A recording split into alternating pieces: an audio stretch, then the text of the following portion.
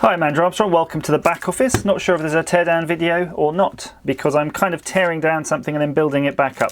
What I'm going to do is use these laser diodes that I've recently acquired, and a battery and a switch and hopefully some other bits to turn this Super NES shell, because you know I use the motherboards, the USB ports out of these, the USB main boards as joystick controllers to sort of convert other things into joysticks. So I end up with these shells, and I thought it'd be really neat to get a laser in this wire hole and then hook it up to, say, one or more of the buttons, so that when I'm doing presentations I can whip out this Super Nintendo controller and use it as a laser pointer. How freaking cool is that? So let's just get started. I'll let you understand my thinking while I'm dismantling this, so we can see if I'm sensible. What I'm going to do is I'm going to take this shell apart, and you'll see that I've kind of got everything wedged in here at the moment with just tissue paper, because I use the blue roll that I have here to just keep everything in place. And it's going to be tricky because I don't have the PCB or a PCB here. I'm going to have to kind of manufacture something for the buttons to push against, because, say, I'm using already the blue roll. So that's neat, because I guess it's really going to be impractical to hook up all of these buttons, and really you don't want that, because if this is in your bag there's a really good chance that it's going to hit something. So if we see this button here, this is the red one, that'd be a neat button for a laser. I've got which are these really tiny little tactile switches. So if I hold this up to the mic, you might be able to hear it. Yeah, so it's got a nice little clicking action. And really all I'm going to do is find somewhere to mount this switch. I've got this mobile phone type battery. It's just a lithium cell, standard 3.7 volts. So this is actually underrunning this, because the laser diode is a 5-volt laser, which is fine. So what I could do is put the battery here somewhere, and that's kind of neat because that'll keep those buttons in place, although, yeah, that works fine. And the reason it works fine is, even though you have it pushed up against this membrane, there's actually quite a lot of room in the membrane, because you've got this actuation going on. You see that black? See how that moves up and down? So even if the battery is wedged solid against here, it'll be fine. It still actually works from the other side nicely without trying to stab the battery with any pins. So that's good. The laser itself is going to be relatively easy to mount. I'm just going to knock the screws out of this so we don't lose them. Let's get it on this piece of plastic. One more, there we go. Put that aside. So we can see we're going to have to open this up a little bit, or perhaps just mount this. I might just epoxy the laser just inboard there, just so it's poking through that hole. That's going to be pretty darn easy to do. The only tricky part is here you've got some features here. These were the strain relief for the original wires. So oh, look at that. It actually wedges in beautifully. I'm going to bite the bullet and just take out the switch gear, because it's going to fall out while I'm playing it. I'm trying to avoid doing that, but let's just get rid of that. So look, we could fit this right away.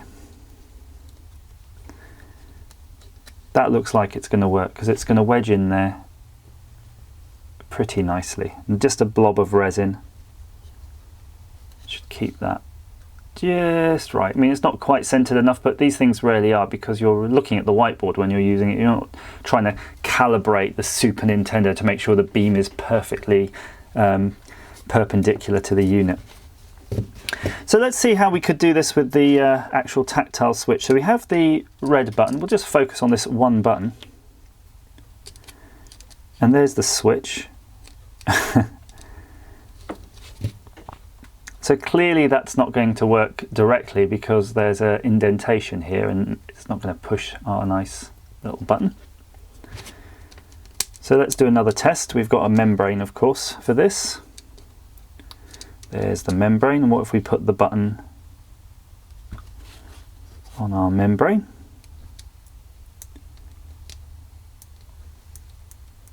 It kind of works, but not really well enough.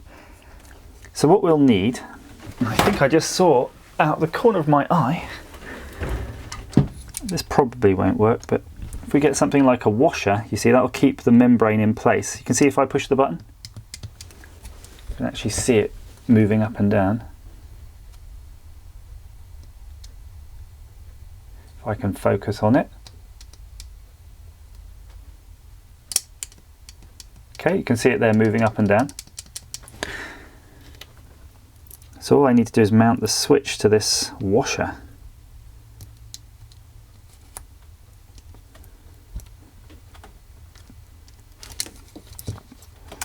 Yeah.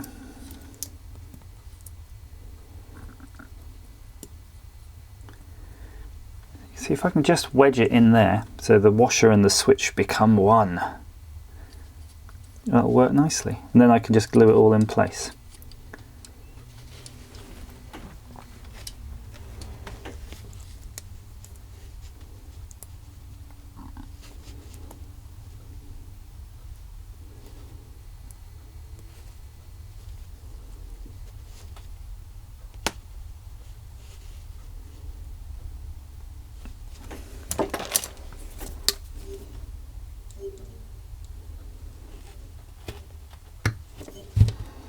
Oh,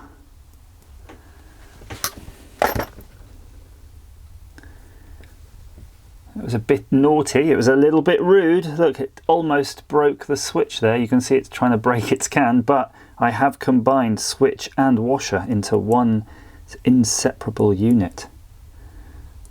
So, I can just glue that in.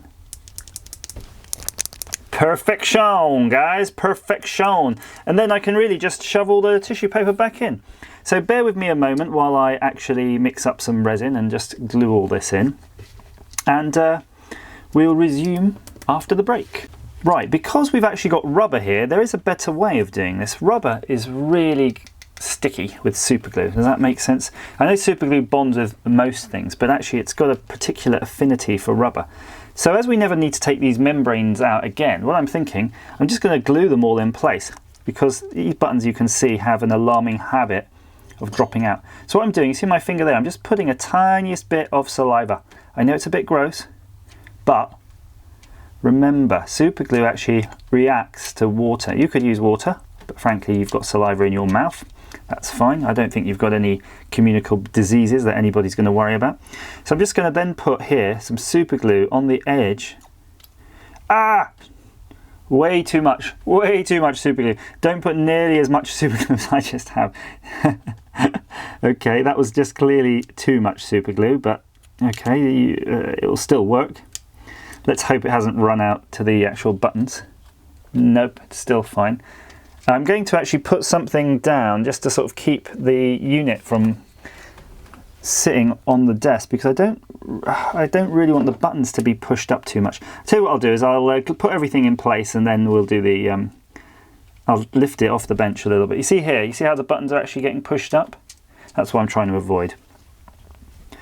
Okay, so here's our button membrane. I'm just going to again put super glue around the edges, and this time, if there's any glue left, I'm going to be a lot more ginger with it. Okay. And just to make sure it's never going to come off, I'm going to put some on the little keyways, little nipply things. Right, so you see how I have to take it off the desk now, because I really want these buttons to be sat down. Make sure you don't get any in the actual, gap between the buttons and the actual two pieces of plastic, because you actually want the buttons to move at the end of the day. You don't want to glue the buttons themselves in place, just the membrane. So we've got this final membrane now, and you just got a little bit careful here, because it does kind of stick here in a weird way. So we only need super glue along this edge here.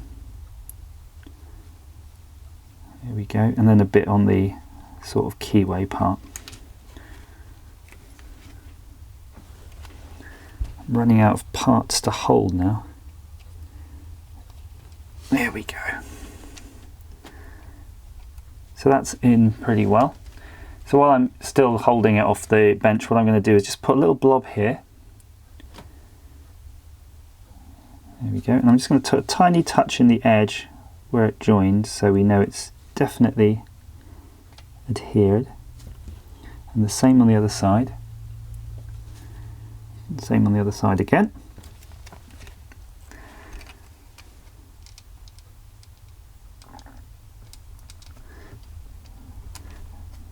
So I'm just going to just put a touch under the edge here where it hasn't quite stuck down. That edge.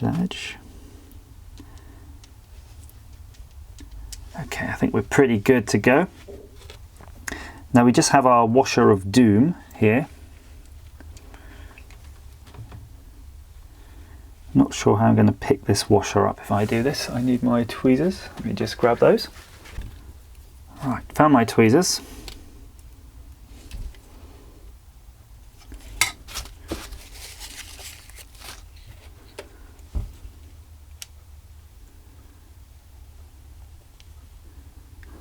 Super glue's gone super weird, but it's almost like a gel now, but that's fine for what we need.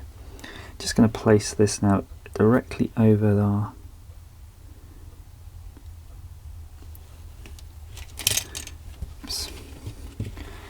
Now something I've just noticed, but it's a bit too late to worry about, are pins on our switch here. You know, the little pins? They're almost touching our washer. So I might have to bend these up, but it's going to be easier to do once all of this is glued in place and it's set.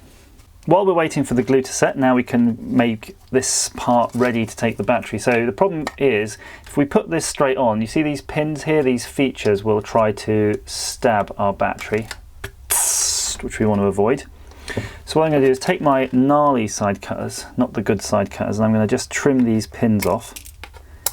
There we go, nice and easy. I did lose one inside. Get out. Our battery.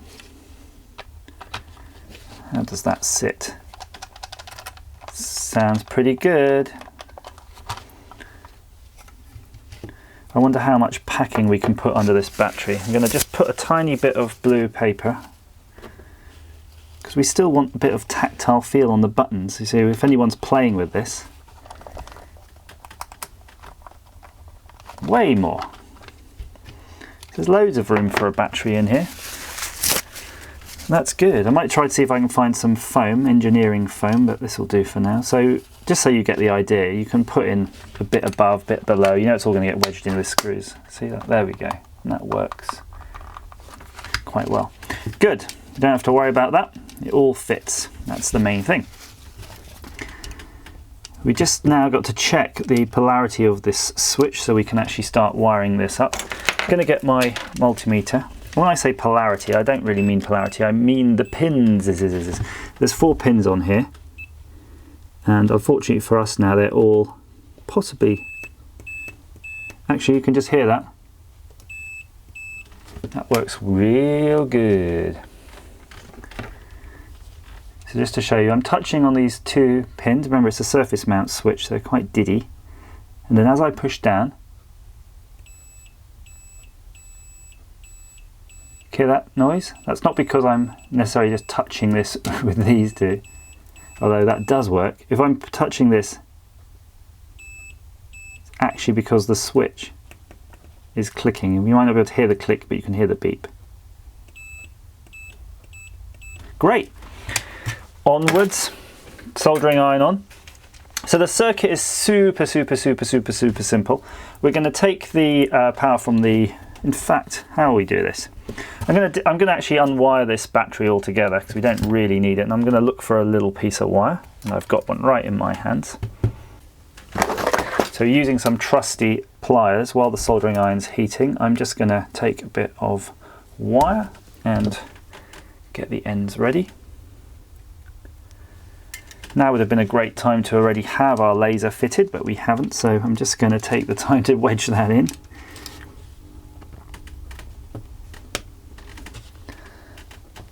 It is wedged. And while we're waiting for the soldering iron to heat, it's a really great time to just check this thing and make sure it fits over. There it is, laser in there. I'm going to prod it. Let's see if there's features in here that actually keep this in place. No, we'll have to glue that, but I think it will hold while we're waiting for glue to dry, so we'll resin that in right at the end, so we don't need to worry too much. So I'm just going to leave it loose. These shoulder buttons forever falling out. Okay, so here's our battery. You can see here you've got negative sense, which is a temperature thing, and be a bit careful here, you don't want to short it at this point. Right, there we go. He says, shorting sense out, that's fine. So the circuit's uber simple. Get your laser and you put it onto positive. Job done. Get your bit of spare wire and a bit of solder, because we have to tin the ends, of course. If you have more hands than I have, then you're going to find this much easier. Tin the ends of that one. Tin the other end.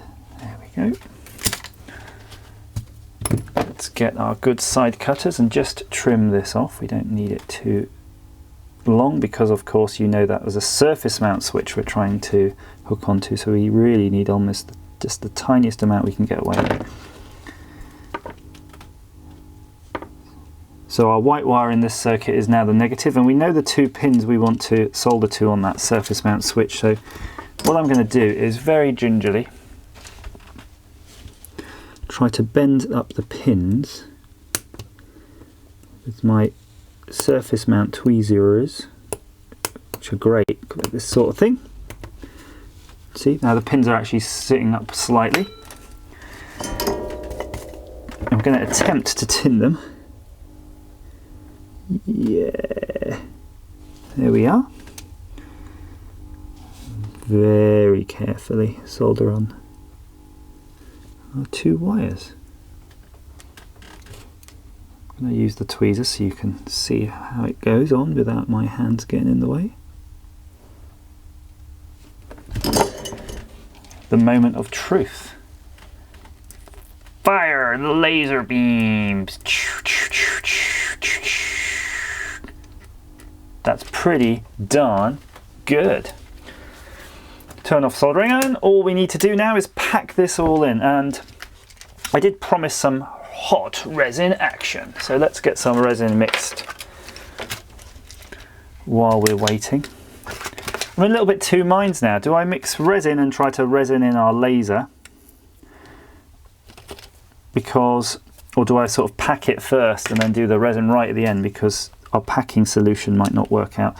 So what I've thought of in my head, my arguments to myself are: mix the solution, you know it's a 5-minute resin, get the laser in place, then go have a little route around looking for some polystyrene beads or something to act as a packing material. Take your time, then by the time you get back that'll be nicely set and you can just wedge it all in. Job's a good one. So mix it. I don't think you need me to go in too much detail on how to mix up some resin. If you do, have a look at some of my other videos where I've been using resin. So I've resined the hole, and I'm just going to put some resin on the actual side of this. Take care not to get any in the lens, because your chances of cleaning that are going to be pretty much nil.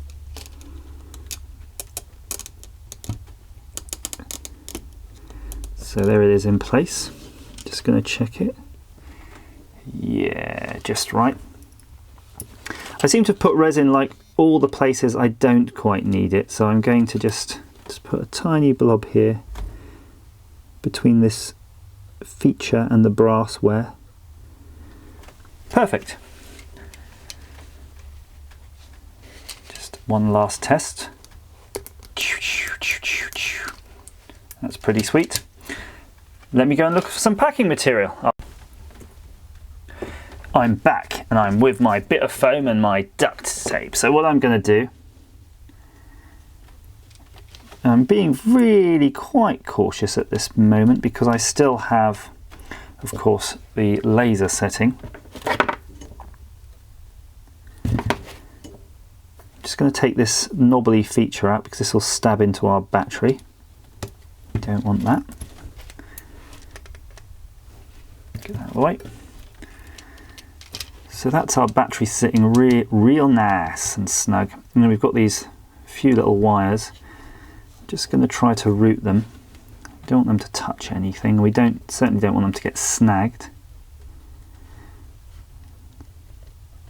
Fortunately, this actually does have cable strain relief guide posts, so we can route them around those. There we go. So the wire is out of the way.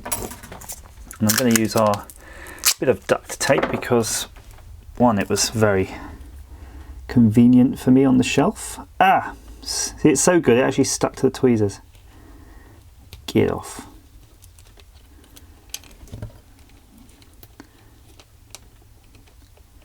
Those shoulder pads are quite annoying.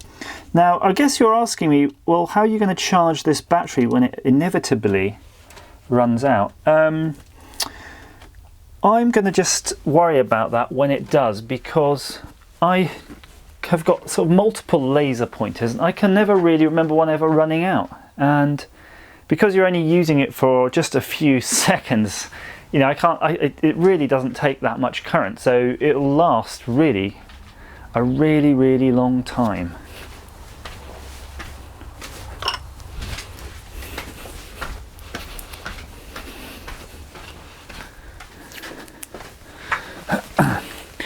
How about a touch of insulation tape on here to keep all of this in place? Not sure how conductive duct tape is, but I know insulation tape certainly isn't. So all this is going to be quite rattly. Yes, it's very loose in here. So we're going to use some of this. I'm going to cut it up and we're going to just sort of, I guess, wedge a bit in here. Let's see how much wedging we can do. Be very careful. It's a weird material. This is actually a collar off a latrine, a toilet, a WC, water closet sealing ring. And it's made out of a super dense, see how hard it is to cut? It's like a super dense foam. And I don't have any other use for it really. I can't even remember what toilet it was for. So there's a nice wodge of it right there. Let's see if there's any possibility that we could ever get that in there. It's actually quite... Something catching? Oh, our shoulder button fell out. It is rather firm. Just going to take the shoulder buttons out of the way while I do this.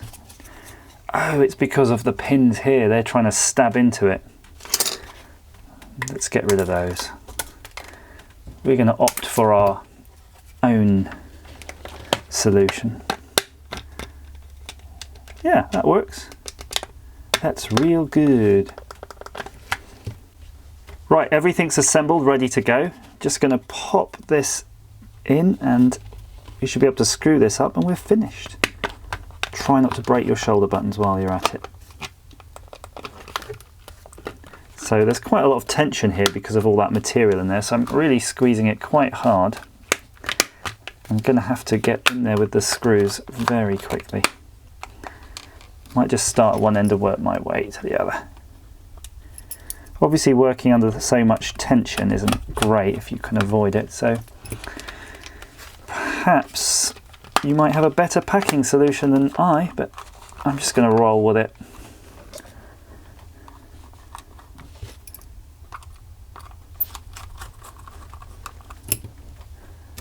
Let's get one right in the end.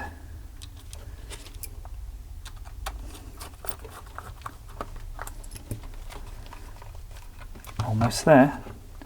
It's looking a bit mouthy there. Let's hope these last two will bring that in.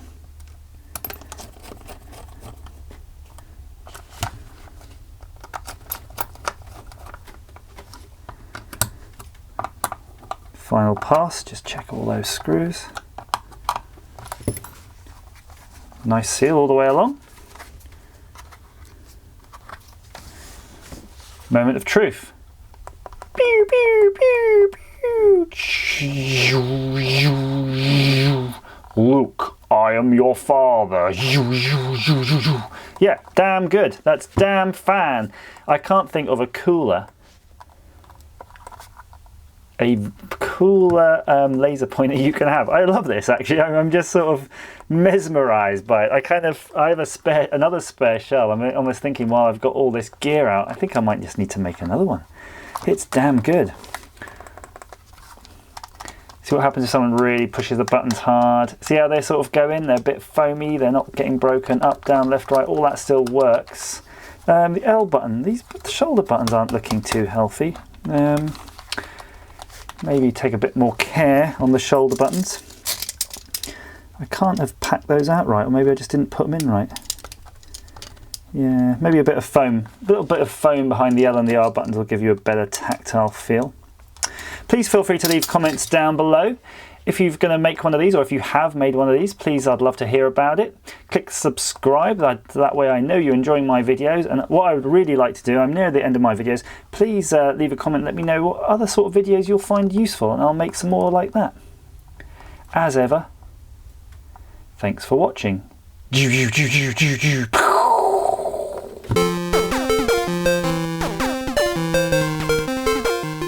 I couldn't resist it. I took it apart again, added a bit more foam. Now the buttons really stick out.